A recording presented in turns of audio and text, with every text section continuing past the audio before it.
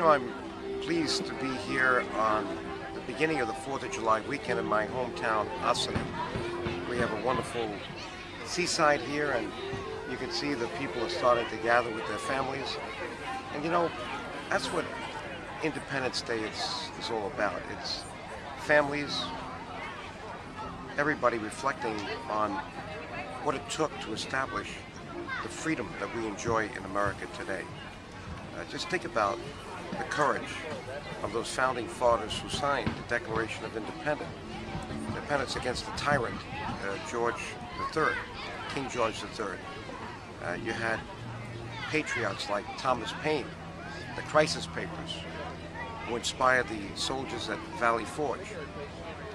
And you had that wonderful occasion where those men put their signatures and said that they were signing in order to risk their blood and treasure to get freedom for this great new country, the United States of America. So here we are over 230 years later, enjoying that freedom. And it's wonderful for the families to be out and enjoy this great, beautiful country. But we also have to reflect on what's happening today, because that freedom is being endangered. It's being endangered by a federal government that is trying to control too much. It was the states that created the federal government. It wasn't the federal government that created the states. And as we think about the great freedom we have today, we have to begin to be concerned about the fact that we're spending money we don't have, and we're borrowing that money in great part from countries that don't share our values, countries that we may not trust, like China.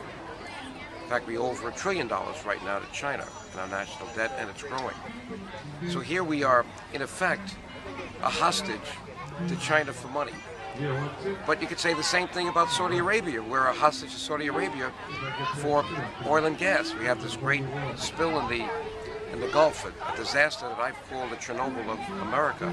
Sticking with the message of freedom, as we reflect on the freedom that we gained from the tyrant, King George III, we don't want to deliver ourselves to another tyranny, not the tyranny of a Washington, which is borrowing, spending and taxing too much, and therefore controlling our lives too much, and not the tyranny of countries that are lending us money but don't share our values, but countries that are tying us into their way of life, whether it's child labor or many other things, because we are spending their money and therefore we become dependent on them.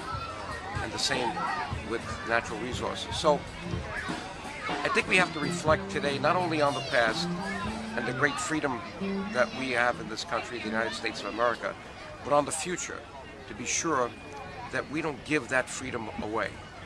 Not for money, not for oil, so that this country still remains the greatest bastion of democracy in the world.